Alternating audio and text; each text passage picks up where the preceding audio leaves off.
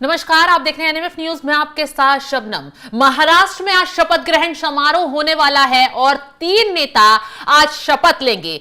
कौन मुख्यमंत्री कौन होगा, ये तस्वीर सामने साफ हो गई है। फडणवीस आज मुख्यमंत्री पद की शपथ ले लेंगे, लेकिन 2 जो नेता होंगे उस पर सस्पेंस बना हुआ है, क्योंकि कहा जा रहा है कि जो बाकी 2 नेता शपथ लेंगे वो डिप्टी सीएम की शपथ लेंगे। अब उनमें शिंदे का नाम सामने आ रहा है और अजीत पवार का नाम सामने आ रहा है, लेकिन इस शपथ ग्रहण समारोह से पहले शिंदे ने एक नया खेल शुरू कर दिया है। एक नई जीत पर अड़ गए हैं, जिससे महायुति फंसती हुई नजर आ रही है। महाराष्ट्र में एक बड़ा खेल होने वाला है। शिंदे ने मांग अड़ा दी है कि जो वो पद चाहते हैं, जो वो मंत्री पद चाहते हैं, वो उन्हें दिया जाए, वरना वो बगावत पर उतर आएंगे। शपथ ग्रहण समारोह से पहले शिंदे की इस मांग ने फडणवीस की टेंशन को भी बढ़ा दिया है, मोदी शाह की टेंशन को भी बढ़ा दिया है, क्योंकि पहले तो शिंदे, जब उन्हें पता चला कि वो मुख्यमंत्री नहीं बन रहे हैं, तो वो बीमार होकर अपने गांव पहुंच गए और गांव से बगावती तेवर दिखा रहे थे। लगातार उन्हें मनाने की कोशिश की गई।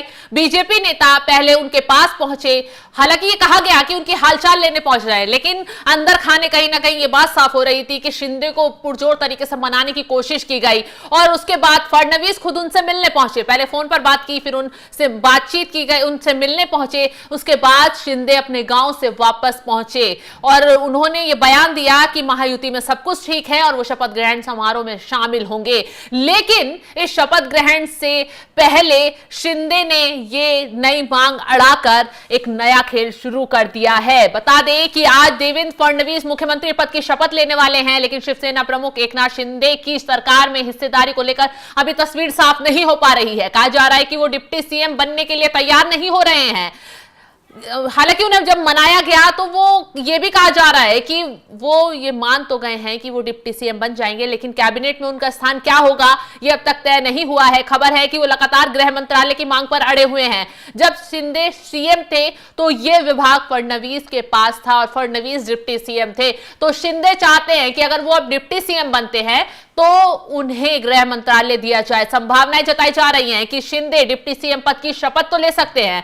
फडणवीस ने भी जानकारी दे दी है कि औपचारिक पत्र के जरिए शिवसेना ने सरकार को समर्थन दे दिया है। साथ ही उन्होंने सरकार में भी शामिल होने की अपील की है। उन्होंने कहा है कि मैं एकनाथ शिंदे से मिला और ये महायुति के कार्यकर्ताओं की इच्छा है कि उन्हें इस सरकार में हमारे साथ होना चाहिए। मुझे पूरा भरोसा है कि वह हमारे साथ होंगे। एक रिपोर्ट के मुताबिक शिंदे गृह मंत्रालय के साथ कैबिनेट में शिवसेना के लिए 12 मंत्री पद मांग रहे हैं, जबकि 9 से 10 उन्हें मंत्रालय दिए जाने की बात सामने आ रही थी, लेकिन 12 मंत्री पद शिंदे की तरफ से मांगे जा रहे हैं। शिवसेना प्रमुख का मानना है कि नई सरकार में सीएम पद नहीं मिलने के चलते सिर्फ गृह मंत्रालय ही नहीं, जो उनके लिए उचित होगा वो उन्हें दिया जाए। रिपोर्ट में अंदरूनी सूत्रों के हवाले से यह भी कहा गया है कि अगर बीजेपी और फडणवीस गृह मंत्रालय नहीं छोड़ते हैं तो शिंदे को शहरी विकास, राजस्व, ऊर्जा जैसे मंत्रालय दिए जा सकते हैं। तो दूसरी तरफ शिवसेना के अंदरूनी सूत्रों का यह भी कहना है कि शिंदे गृह मंत्रालय पर लगातार अड़े हुए हैं। ये एक धारणा बनाने में उनकी मदद करेगा कि सीएम पद जाने के बाद भी उनकी ताकत कम नहीं हुई है। तो अंदरूनी सूत्र ये बता रहे हैं कि अब तक शिंदे के पास पुलिस, नागरिक प्रशासन और शहरी विकास विभाग थे। उनका दबदबा इतना था कि कभी भी फडणवीस भी बगैर ताकत के नजर आते थे। फडणवीस का सरकार पर नियंत्रण होगा, तो ऐसे में शिंदे गृह विभाग या कुछ बड़े मंत्रालय चाहते हैं जो सत्तारूढ़ गठबंधन में उनकी स्थिति को मजबूत कर रखे। तो अब शिंदे अपनी जिद पर अड़े हुए हैं। सरकार गठन से चंद घंटे पहले शिंदे ने नया खेल शुरू कर दिया है और शिंदे अब नई नई मांग पर अड़ गए हैं कि अगर उन्हें मुख्यमंत्री पद नहीं दिया जा रहा है तो बाकी जो अहम मंत्रालय हैं, जो बाकी अहम विभाग हैं, वो उन्हें दिए जाए। और सबसे ज्यादा जोर अगर वो किसी विभाग पर दे रहे हैं तो वो है गृह मंत्रालय, क्योंकि शिंदे चाहते हैं, क्योंकि जब वो मुख्यमंत्री थे शिंदे, तो देवेंद्र फडणवीस के पास गृह मंत्रालय था। पावर गृह मंत्रालय की सारी देवेंद्र फडणवीस के पास थी। सबसे भारी भरकम मंत्रालय गृह मंत्रालय माना जाता है। यही वजह है कि शिंदे चाहते हैं गृह मंत्रालय अब डिप्टी सीएम अगर वो बनते हैं तो उनके पास रह जाए और उन्हें कई अहम और मंत्रालय भी दिए जाएं। 12 मंत्रियों की मांग अभी तक शिंदे यहां पर करते हुए नजर आ रहे हैं।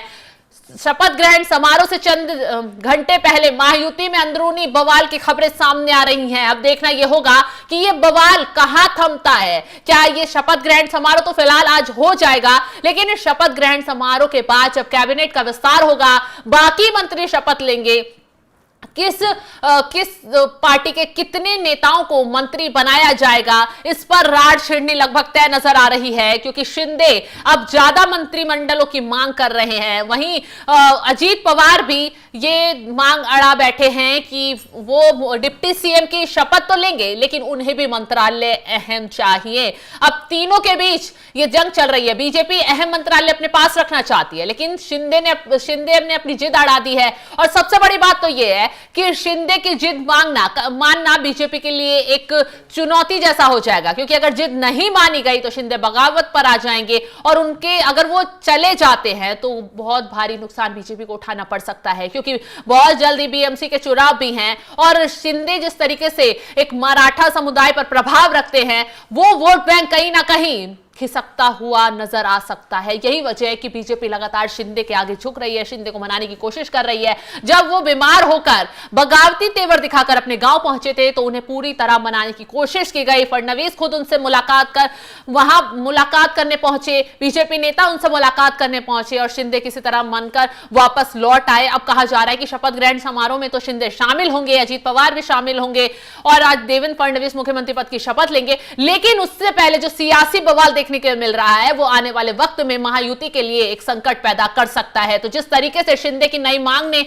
सियासी संकट पैदा कर दिया है, आपको क्या लगता है, क्या शिंदे की मांग बीजेपी पूरा कर पाएगी? कमेंट बॉक्स में अपनी राय हमें जरूर बताएं। तमाम खबरों की अपडेट के लिए हमारे साथ जुड़े रहें। नमस्कार।